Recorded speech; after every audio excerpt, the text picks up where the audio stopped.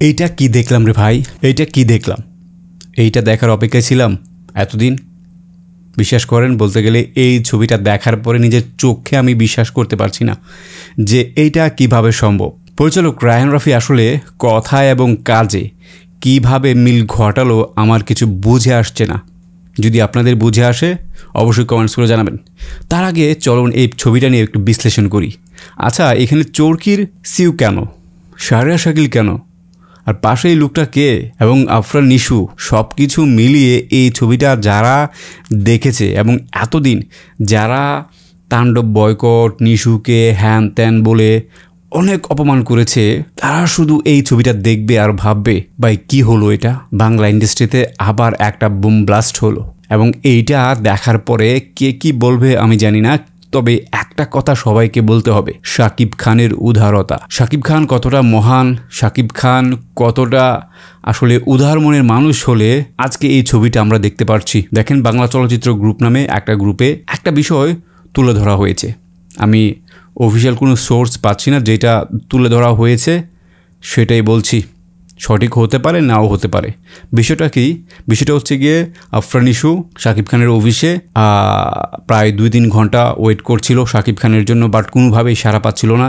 সেইখান থেকে শাহরিয়ার শাকিল এবং চরকির এই যে সিউ, তো তারা মিলে এই 2-3 ঘন্টা পর এসে আফরান নিশুকে নিয়ে একেবারে শাকিব খানের অফিসে ঢুকে যায় এবং শাকিব খানের সাথে অনেক বোঝাপড়া এবং সরি বলা এই ব্যাপারটা ঘটে যায়। এবং একটা সময় শাকিব খান তাদের সবার অনুরোধ, এবং যেহেতু দেখেন আমরা বাঙালিরা কি বলি, অনেক ঝগড়া থাকলেও যখন একটা মানুষ নিজের ভুল বুঝতে পেরে আপনার বাড়িতে চলে যায় এবং আপনার কাছে সেটা নিয়ে অনুতপ্ত হয়, সেখান থেকে আপনি কিন্তু অনেক বেশি রাগ থাকলো, ক্ষোভ থাকলো, সেইটাকে আপনি আর ধরে রাখতে পারেন না। এইটা হচ্ছে বাঙালিদের নিয়ম। বাঙালিরা যত রাগই করুক না কেন, কেউ যদি আপনার বাড়িতে চলে আসে সেইখানে তো আপনাকে হাসি মুখে তাকে বরণ করতেই হবে, ঠিক না?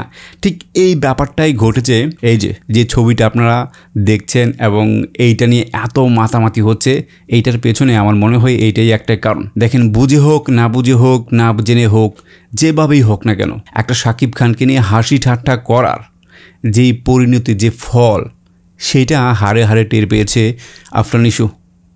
আপনারা কি ভাবছেন, শাকিব খান মেরিল প্রথম আলো স্টেজে আফরান নিশুর সাথে শাকিব খানের যে এখনকার যে ছবিটা, এইটা যদি মেরিল প্রথম আলোর আগে হতো, মেরিল প্রথম আলো অনুষ্ঠানটা আরও কয়েকশো গুণ জমজমাট হতো।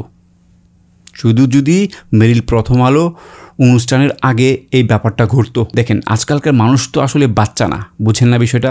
তারা সব কিছু দেখে, বোঝে, জানে, তারা এগুলো রিয়েলাইজ করতে পারে।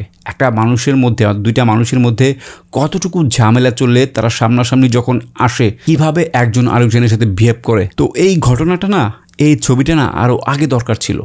যখন থেকে শোনা গেছে যে আফরান নিশু শাকিব খানের তাণ্ডব সিনেমায় কেমিও দেবে, অথবা তাণ্ডব সিনেমার যখন শুটিং শুরু করা হবে, তখনই এই ব্যাপারটাকে মিটে ফেলানো দরকার ছিল। তাহলে এই যে কিছুদিন আগে তাণ্ডব বয়কট, হ্যান ত্যান, এইগুলা এত তেনা পেঁচানো হতো না। এই ব্যাপারটা আরও সুন্দর হতো, মিটমাট হতো, এবং জাতির সামনে একটা হেভি একটা মেরিল প্রথম আলো অনুষ্ঠান মানুষ উপভোগ করতে পারতো। তো সব কিছু মিলিয়ে এটাই বলতে চাই যে আফরান নিশু শেষ পর্যন্ত শাকিব খানের কাছে ক্ষমা চাইলো এবং এইটা মিটমাট হয়েছে, এবং একটা দারুণ একটা পিকচার এইটা। ভাই, এই পিকচারটা কিন্তু দেখেন, তাণ্ডব সিনেমার ফার্স্ট লুক পোস্টার বলেন অথবা যেটাই বলেন না কেন, এবং সামনে শাকিব খানের আরও হেভি ওয়েটেড সিনেমার ফার্স্ট লুক পোস্টার আসতে পারে, বাট এই পোস্টারটা মানে এই ছবিটা সেগুলোর বাপ, এবং শাকিব খানের ভক্তরাও আই থিঙ্ক নিশুর ব্যাপারটাকে ওইভাবে মিটমাট করে নেবে, এবং নিশুর ভক্তরাও এই ব্যাপারটাকে মিটমাট করে নেবে। তো সব কিছু মিলিয়ে খুবই ভালো লাগলো। একটা ঈদের আগে একটা হেভি চমৎকার একটা পিকচার সামনে আসলো, যেটা ছবির ফার্স্ট লুক পোস্টার বলেন বা অফিসিয়াল পোস্টার বলেন, সেইটার থেকেও ধামাকাদার। তো কার কাছে কেমন লাগলো এই ব্যাপারটা জেনে বুঝে অথবা দেখে অবশ্যই কমেন্টস করে জানাবেন। আর আপনারা কতটা হ্যাপি অথবা কষ্ট পেয়েছেন যারা তারাও কমেন্টস করে জানাবেন। ধন্যবাদ সবাইকে ভিডিওটা দেখার জন্য।